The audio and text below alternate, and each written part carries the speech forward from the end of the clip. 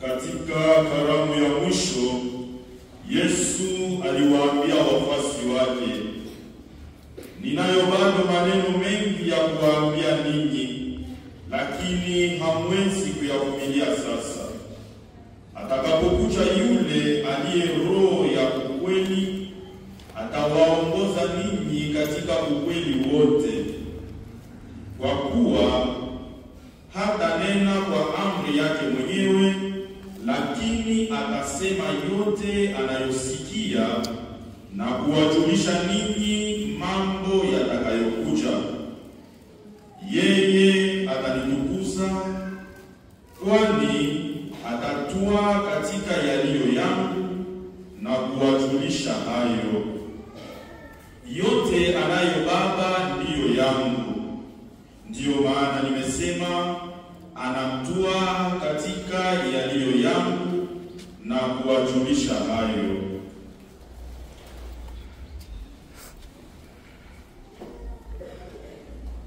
Tushangilie neno la Bwana.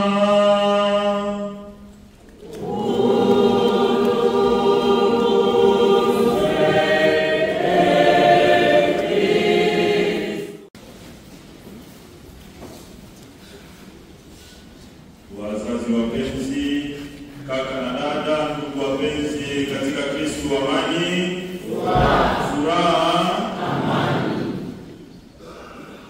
Kama vile tulivyosikia mwanzo wa ibada takatifu hii ya misa, leo Eklesia inatutolea kusharikia sikukuu ya Utatu Mtakatifu, Mungu mmoja katika nafsi tatu. Haleluya.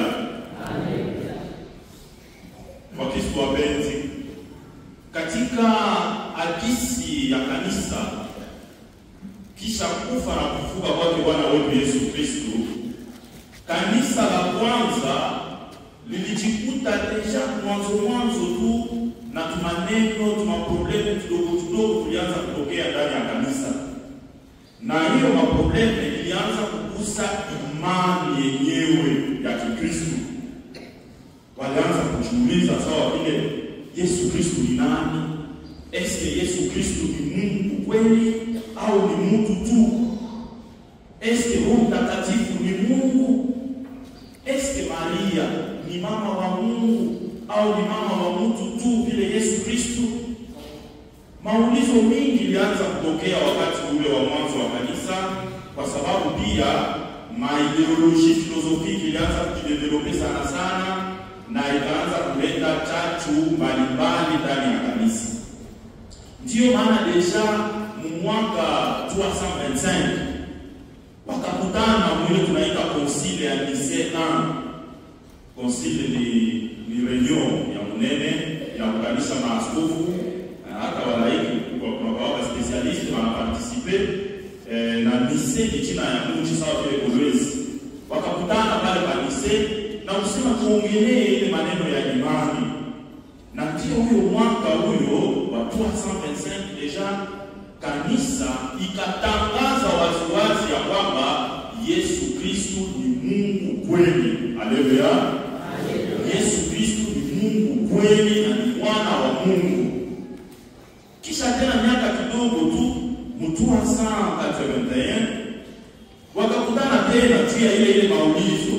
Cette fois-ci wanakutana mji wa Constantinople, ile tunaita Concile ya Constantinople 1. Wanakutana tena sawa vile kulikuwa hapa na leo ya munene sinodi ya kudeside mambo mengine. Sasa ile ni concile zaidi kupita sinodi. Cette fois-ci wakakutana na kisha hiyo concile kanisa ikatangaza tena waziwazi ya kusema ya kwamba Roho Mtakatifu pia ni Mungu kweli. Haleluya. Haleluya. Ndio maana tunapaka na ile symbole tunaitaka symbole de Nicée Constantinople.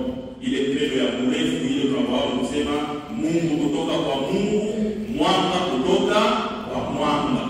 Mungu kweli kutoka kwa Mungu kweli.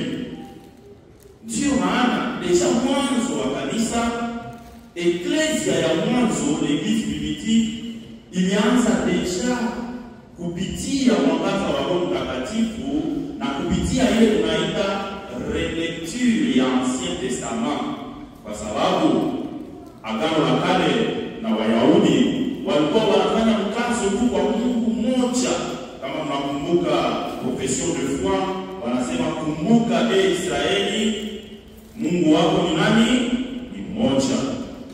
Na ndio maana kupitia sasa relecture, kwa sababu kama tunaangalia kusudi ya Agano la Kale, neno hiyo Utatu Mtakatifu haipatikani hapo, lakini realite ya Utatu Mtakatifu inapatikana ndani ya Agano la Kale. Katika maandiko mengi ya Agano la Kale tunakuta manifestation ya Utatu Mtakatifu. Shalom. Na njoo kanisa la kwanza ikiongozwa na Roho Mtakatifu ikaanza kufanya ile relecture dans la personne de Jésus-Christ. Cette fois-ci tunasoma Agano la Kale kupitia Yesu Kristo, na wakaisikia deja kutangaza ya kwamba Mungu wetu ni mmoja katika nafsi tatu: Baba, Mwana na Roho Mtakatifu. Haleluya. Sasa tutakomprendre je Baba, Mwana na Roho Mtakatifu, Mungu mmoja. Est-ce que Mungu watatu? Mambo ya kusema hapana. Ni Mungu mmoja katika hali ile tunaita nature. Hali yake ni Mungu mmoja, nafsi tatu, kusema ya kwamba Baba ni Mungu, Mwana ni Mungu, Roho ni Mungu, Mungu mmoja. Lakini Baba siye Mwana, Mwana siye Roho, na Roho vile vile siye Baba wala siye Mwana. Haleluya. Pale mambo yanakuwa nguvu kidogo kushikilizana tena. Ndio maana katika hadithi pia ya kanisa kuko ule tunamuita mtakatifu wa Augustino, aliandika kitabu ya unene sana juu ya kufasiria Utatu Mtakatifu. Na katika ile kitabu yake akasema nitapima kufasiria kupitia mifano ya ulimwengu pia na mifano ya kisaikolojia, ile tunaita les analogies yenye Saint Augustin alichukua kwa kufanya comprendre. Yeye mwenyewe anasema hivi, hiyo maanalogie haiexprime kabisa ile mystère, ile fumbo ya Utatu Mtakatifu, lakini itakusaidia kukomprendre kidogo tu ile fumbo la Utatu Mtakatifu. Shalom. Ndio maana kupitia maanalogie Saint Augustin alitupeshia. Napenda tu kupasiria analogie moja au mfano moja kisi alifananisha Roho Mtakatifu juu tusiingie na sisi kusikia kidogo, hata kama hatutasikia kompletema hiyo fumbo ya Mungu mmoja katika nafsi tatu. Mtakatifu Augustino alitoa mfano mmoja, anasema hivi: kwa kukomprendre Utatu Mtakatifu tunaweza kufananisha na muti mzima. Huyo muti unatoa matunda, na kisha huyo muti uko na ile tunaita utomvi, la sève. Je sais pas comment mnaita utomvi. La sève. Ndio Mtakatifu Augustino anasema ya kwamba Mungu mmoja ndio huyo muti mwenye uko principe ya vitu vyote, ndio Baba. Na Mwana ni tunda lenye kutoka kwa Baba, kwa sababu Mwana alizaliwa na Baba bila kuumbwa. Na ndio hiyo tunda ndio inafanyaka nini? Inaidentifia kama mtu. Tunajuaka ile mwembe wakati tunakula embe. Na Yesu Kristo ndiye identite ya nani? Ya Baba. Anatoka kwa Baba na huyo mtu. Na Roho Mtakatifu ndio anakuwa nani? Utomvi, ile la sève kinurie kipinile mtu mmoja, na mtu unafanya nini? Unasimama. Haleluya. Sio mfano wa kwanza ule Mtakatifu Augustino alipojia.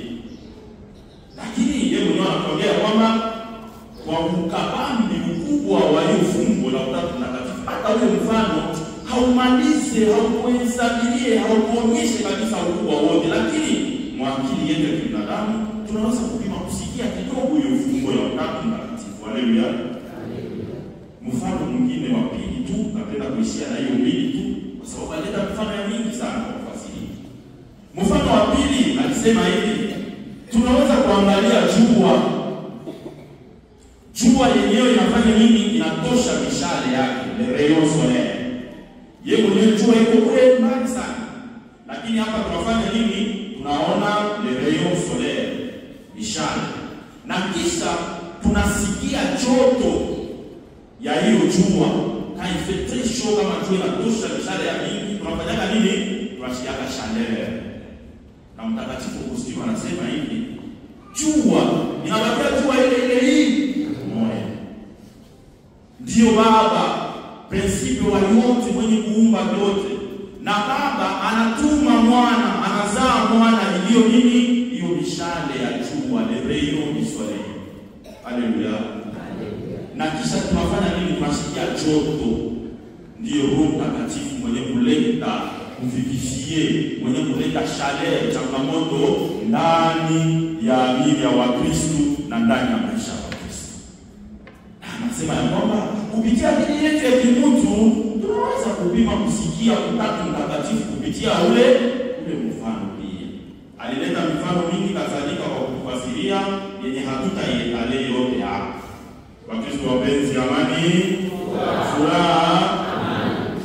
Na neno la Mungu sasa tunalotoka kusikia leo linatusaidia zaidi kusikia na kufafanua na kusherehekea zaidi hii fumbo ya Utatu Mtakatifu ambayo tuko tunasherehekea leo.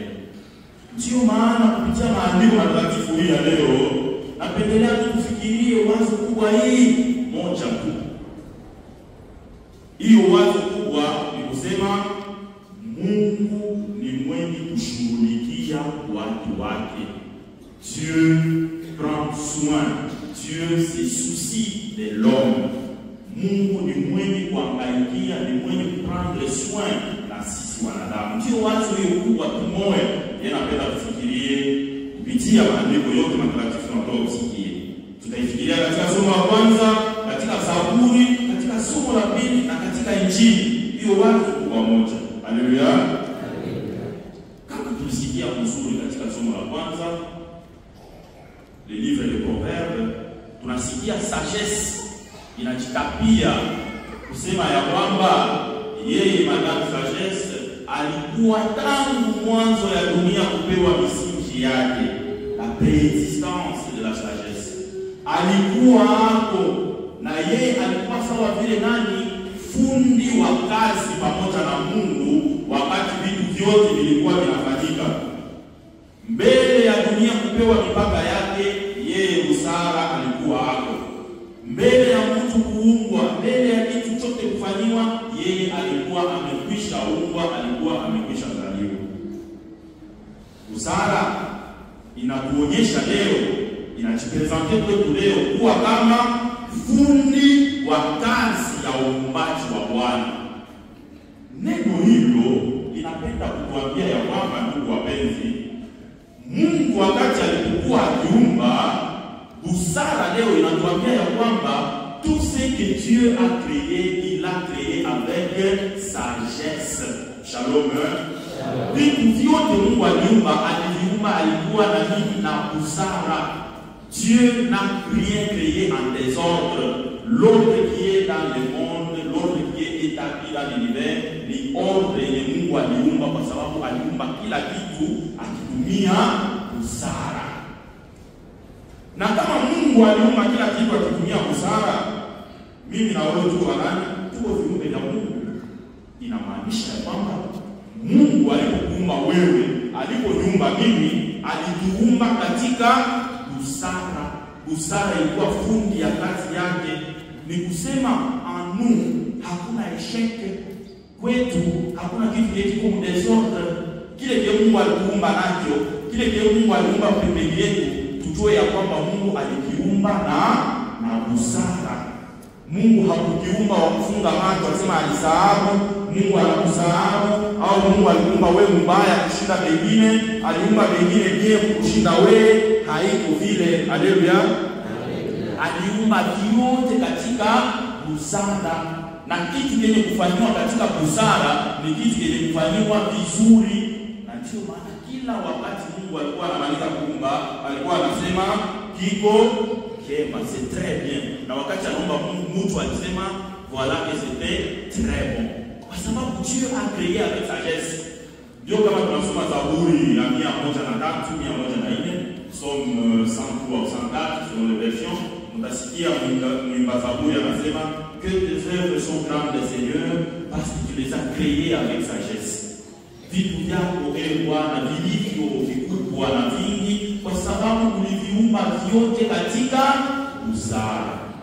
Kwa Kristo wapenzi, kama Mungu alikuumba wewe, aliumba vyote katika busara, tunapaswa kujua leo neno la Mungu linatuambia kwamba hauko accident. Hapana, haleluya, hauko accident ya creation ya Bwana, lakini ulitakwa juu Bwana akuumbe. Dieu a voulu te créer ainsi. Donc hauna na ruhusa ya kukorije creation ya Mungu. Hauna na ruhusa ya kumpote Mungu bike uja sema hapo ulifanya mbaya. Mimi napenda nifanye hivi. Mimi napenda nile nikafanye hivi, nibadilishe hiki. Hauna na hiyo dua, kwa sababu Mungu aliumba kila kitu katika busara. Na kwa kuonesha ya kwamba Mungu aliumba kila kitu katika busara, Mungu akampa mtu nafasi kubwa sana katika hiyo uumbaji wake. Njoo ile tulisikia katika Zaburi, hata kama kwa leo haikukimbia hiyo Zaburi. Le psaume d'aujourd'hui c'est le psaume 8. Ile psaume 8 inaimba utukufu wa Mungu na ile gloire Mungu alikupa mtu. Inatuambia qu'est-ce que l'homme pour que tu penses à lui, le fils de l'homme pour que tu en prennes souci. Mtu ni nani Bwana kusudi mkumbuke? Mwanadamu ni nani kusudi mtetemekee? Unamuumba na unampishia utukufu, kuonesha ya kwamba Bwana Mungu kila siku, kwa sababu alituumba katika hekima, anaendelea kutushughulikia na anatupeshia cheo zaidi chini yake tu kidogo. Sisi ni watu waliopendwa naye. Ndio maana ndugu wapenzi, leo hii katika ibada ya misa takatifu, napenda kukuambia wewe mmoja katika nafsi yako ya kwamba wakati mazulumu ya maisha, wakati vishawishi ya hii dunia vinaanza kukufanya uanze kupanseke wewe uko sawa vile wewe unataka kuakompanya wengine, sawa vile wewe uko sawa vile sheke ya creation ya Bwana, ujue ya kwamba Mungu iko naendelea kukuanza. Mungu hakusahau katika projet yake. Amen. Mungu anajua ya kwamba alikuumba katika hii dunia, na kama vile Zaburi inakwambia, Mungu anaendelea kukushughulikia kila siku. Amen. Inabidi utie imani yako kwa Bwana na ujue ya kwamba mimi kama niliumbwa kwa sura na mfano wake, huyo Bwana ni mwenye kuendelea kukushughulikia kila siku na ataendelea kukushughulikia kila siku. Amen. Na njoo hilo wazo tena tunakuta katika somo la pili kama tumefuata mzuri. Mtakatifu Paulo anajivunia ile esperance ya maisha yenye alipata, ile la fierté de la gloire de Dieu, de cette vie nouvelle. Na njoo maana anafikia kutuambia kwamba anaweka zaidi ile kujivunia yake hata katika hiyo détresse, kwa sababu détresse inatupeshia épreuve inatupeshia valeur, peut-être ajouter tunafikia kunini kwa esperance hiyo, matumaini yenye haifanyi nini, haiwezi kutromper. Esperance qui ne trompe pas. Juu ya nini esperance haitatrompe?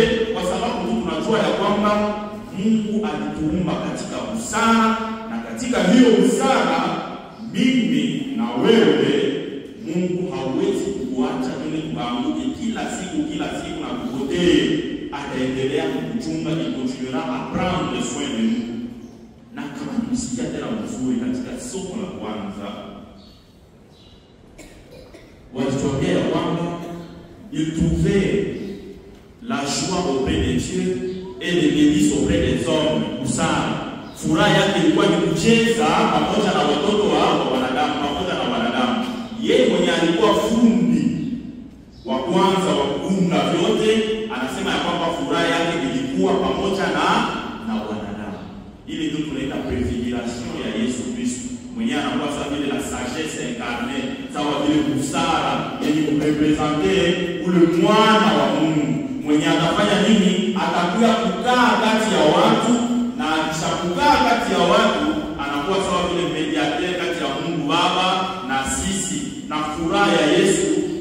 kupiga hema yake kati yetu kama vile alivyofanya, na akakufa kwa ajili yetu.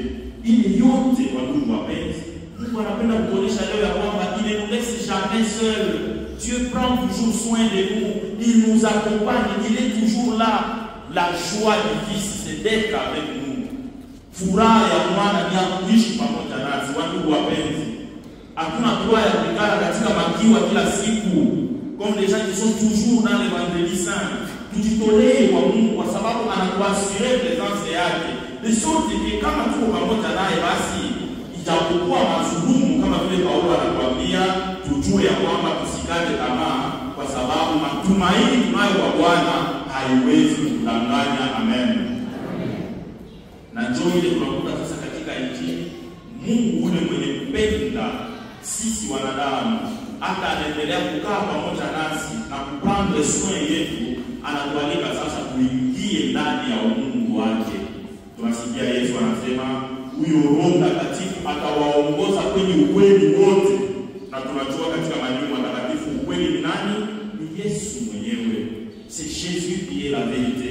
Et donc Roho Mtakatifu atatuongoza mimi na wewe, kama Roho anakaa ndani mwetu, anatuingiza katika hiyo connaissance ya kweli ya Yesu Kristo. Na kama tunamjua Yesu Kristo kwa ukweli, yeye aliye ukweli wa kweli, alafu sisi ni wenye kuingia katika huyo utakatifu wa Roho wa Utatu Mtakatifu. Na kama tunaingia katika huyo Utatu Mtakatifu, umutu wetu unaingia katika hiyo divinite ya Utatu Mtakatifu, sisi ni watu wenye kupewa utukufu. Ndani mwetu sisi ni watu wenye kufukuza vitu vyote vinavyotoka katika huyo Utatu Mtakatifu. Hasa zaidi sisi ni watu wenye kuishi mapendo iliyo sinye ya unene ya Utatu Mtakatifu. L'amour et la communion, mapendo yenye haina na chuki, communion, umoja wenye hauna wa kutenganisha. Kama sisi tunaingia katika huyo Mungu, alafu sisi ni watu wenye kuishi hiyo mavertu ya Utatu Mtakatifu. Ndio maana Mungu wapenzi, siku hii ya leo tumwombe Mungu atujalie nguvu ya kutambua ukubwa wake, tujue ya kwamba anaendelea kila siku kuprendre soin yetu, ashikwa chake. Sisi tunasemaka halalake Bwana, wala ashindwake na vitu, wala hawezi kuacha. Amen. Tumwombe Mungu atupeshie neema na nguvu ya kujua kwa Bwana halalake, atujue ukubwa wake na kujua ashindwake na vitu, wala hawezi kuacha. Na kama ni hivyo, basi tuingie pamoja na Yesu Kristo katika hiyo nguvu ya Utatu Mtakatifu, na Roho Mtakatifu kujiachilie aendelee kuongoza maisha yetu kila siku mpaka jinsi tutakapotoka katika uzima huu na kumuona yeye Mungu jinsi alivyo. Amen.